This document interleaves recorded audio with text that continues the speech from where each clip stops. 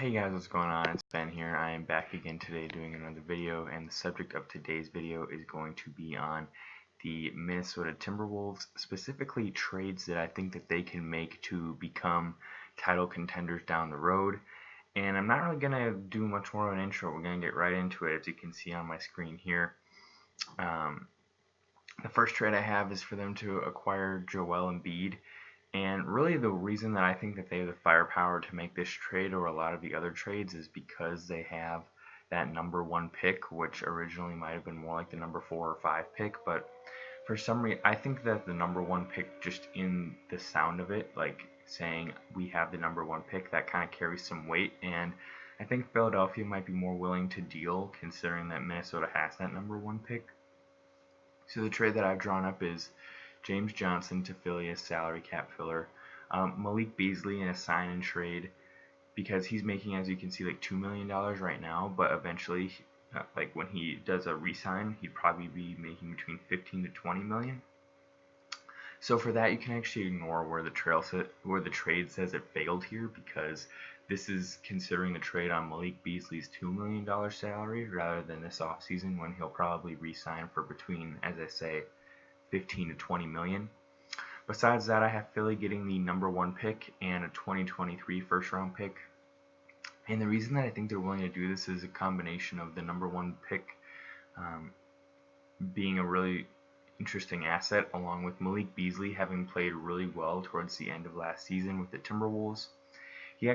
I looked up his numbers. He was averaging in about 15 games he played with the Timberwolves. He averaged 21 points per game. He was shooting 47% from the field and 42% from 3, which is very impressive. And so I think between that and the number 1 pick and a future first, that might be enough to get Joel if things are getting bad enough between him and Simmons in the front office. So Philly, after this trade, would be able to run a lineup of something like Ben Simmons, Beasley, Richardson, Tobias Harris, and Al Horford, with the number 1 pick would probably be, I would say, Anthony Edwards or James Wiseman for them coming off of the bench. I don't think that they want LaMelo because he's so ball dominant. I don't know how well he would gel with the team Ben Simmons. So considering that would be a pretty solid 6 guys right there, along with a continued bench of like Shake Milton and probably Glenn Robinson. And that actually, it's like really one adjustment, basically subbing in Malik Beasley in the starting lineup for Embiid. But when you consider Beasley is such a superior spacer, you basically have 4 people who can shoot it pretty well around Embiid, which is a solid, around Simmons, which is kind of like what the Milwaukee Bucks have been doing. And it would be kind of like a mini Milwaukee experiment where, Tobias Harris can shoot it around 40% from 3. Josh Richardson and Al Horford around 36% of this last season, and then Malik Beasley obviously like 42%, and so I think you'd be pretty well set up to be able to space everybody around Simmons so that he can have the lane.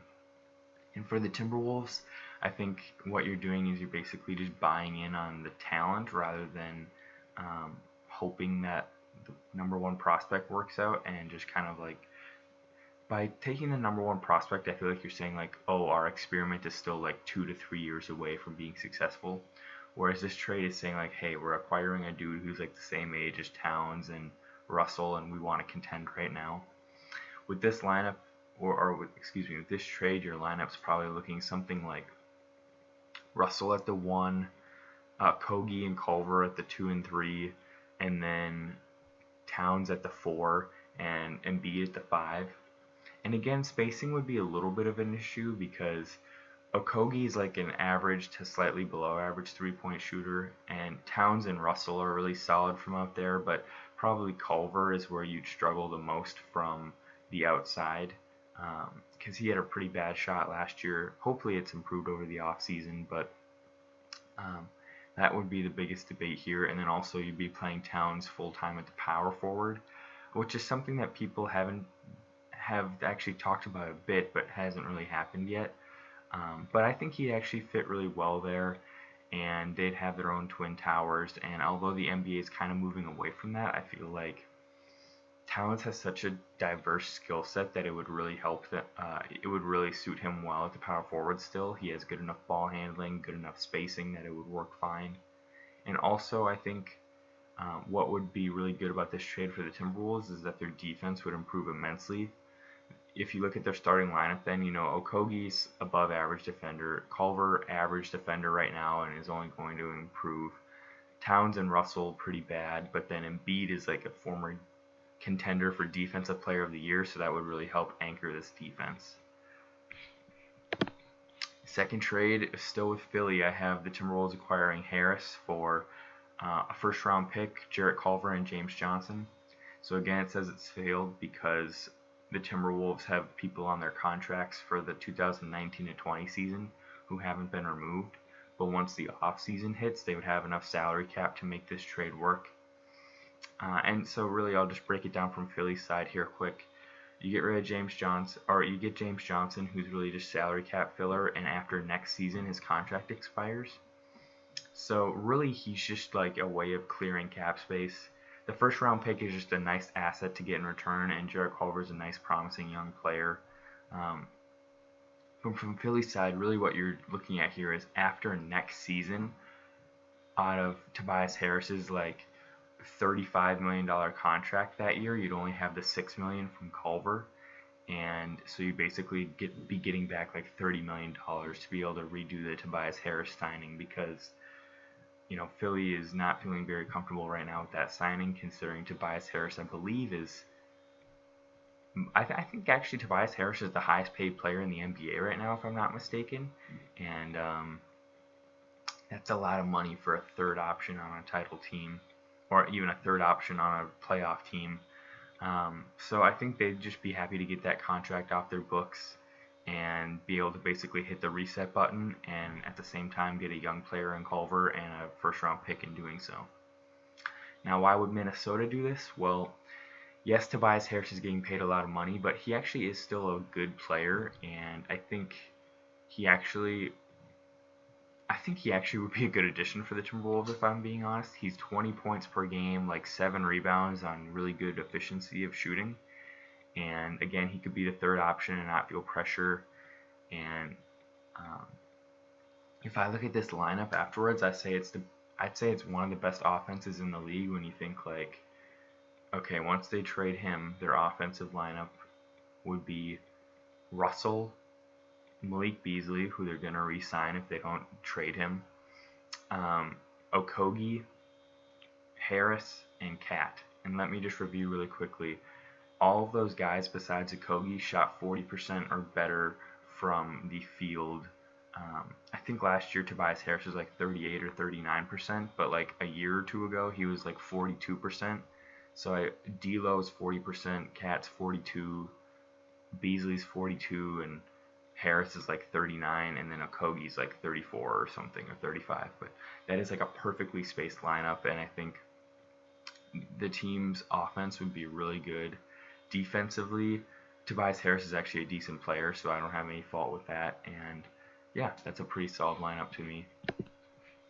Moving on, again, the trade says it failed because of Malik Beasley's salary not being what it will be this offseason, but I have Bradley Beal going to the Timberwolves for the number 1 pick in this draft, Malik Beasley and James Johnson.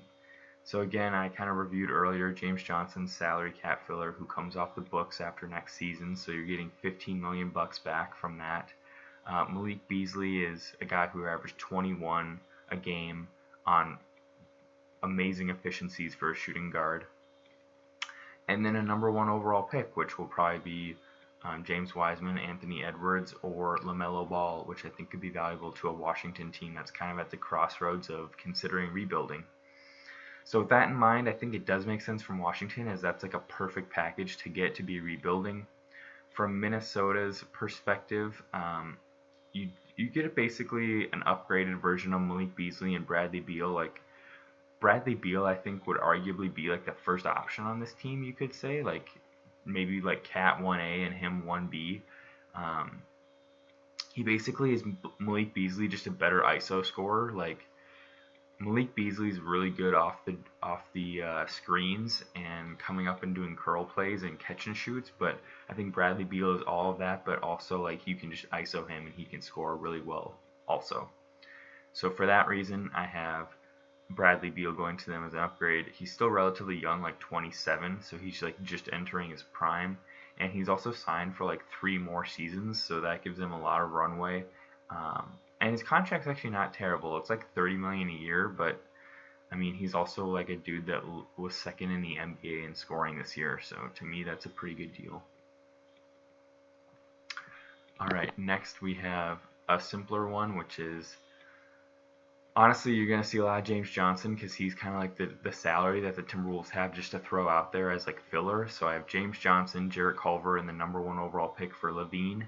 LaVine returning to Minnesota. Last year, he put up an efficient 26 points per game, and I think that's going to be about as good or better than anything that the #1 overall pick will get you this year. So honestly, I think the Bulls are kind of in this weird position where like LaVine is 26 and it's like you're still in the midst or early stages even of a rebuild. So is it worth keeping him around? Because like by the time the young players on this team like Wendell Carter are ready to be like top tier NBA talents, or even Lauri Markkanen, LaVine's gonna be like 29, which to me is a little bit old to be like in the midst of a rebuild in. So I think he makes more sense on the Timberwolves with guys who are like 25, 26, like his own age, who are ready to contend right now. And as for the Bulls, you get Culver back, who's a dude on his rookie contract who still has a lot of potential, and you get the #1 pick to do whatever you want with it. And they also have the #4 pick, so that's a lot of assets to be rebuilding the team with. And like, I think LaVine is that dude where like if he's gonna be your #1 option, you're always going to have a ceiling of being like a 33 win team. But if he's your #3 option, like, or #2 option, like he'd be on Minnesota, I think you can be a playoff contender. And the last trade I have here, which is a goofy one, it's Kevin Love to the Timberwolves for James Johnson and the #1 pick. I think this is like definitely the least likely one to happen. Kevin Love is quite a bit older than any of the guys on the Timberwolves who they're looking to really contend with. He's 31 compared to Cat and Russell, who are 25, and Malik Beasley, who's like 23. But he is like exactly what the Timberwolves need. He's a really floor spacing power forward, and they have Juancho Hernan Gomez, but I really don't believe in him at all as a capable NBA starter. And Kevin Love is still, even in his like really, people are considering this like one of his worst seasons, and he averaged 18 and 10 efficiently. So like he's not a bad option to have as your third option on the team. He can provide some leadership ability in that he's won a championship. He's been to Minnesota before. He's played here for 6 years, so I think he can ingratiate himself pretty well from that perspective. And as for the Cavaliers, you give up your best player, but you also get back a #1 pick, which is great for a team in their spot who's really trying to rebuild. And the Timberwolves, why they would do this trade is that, like yes, the #1 pick is nice, but I think that like after like going into the next year, they only have D'Lo on contract for 2 more seasons. Like they need to start getting some results, or else he'll leave. In all honesty, and I think that Kevin Love helps them get closer to being that playoff contender and being legitimate, rather than by drafting like, let's say, an Anthony Edwards or a LaMelo Ball. You're kind of saying like, okay, in 3 years we'll be a contender. Well, by that time, D'Angelo Russell's contract is up and he's maybe already gone. So I don't think that that's a feasible option. So those are some trades that I came up with for the Minnesota Timberwolves going into this next off season. Most of them involve the #1 pick because I feel like the Timberwolves are trying to be a contender next season, not 3 years down the road.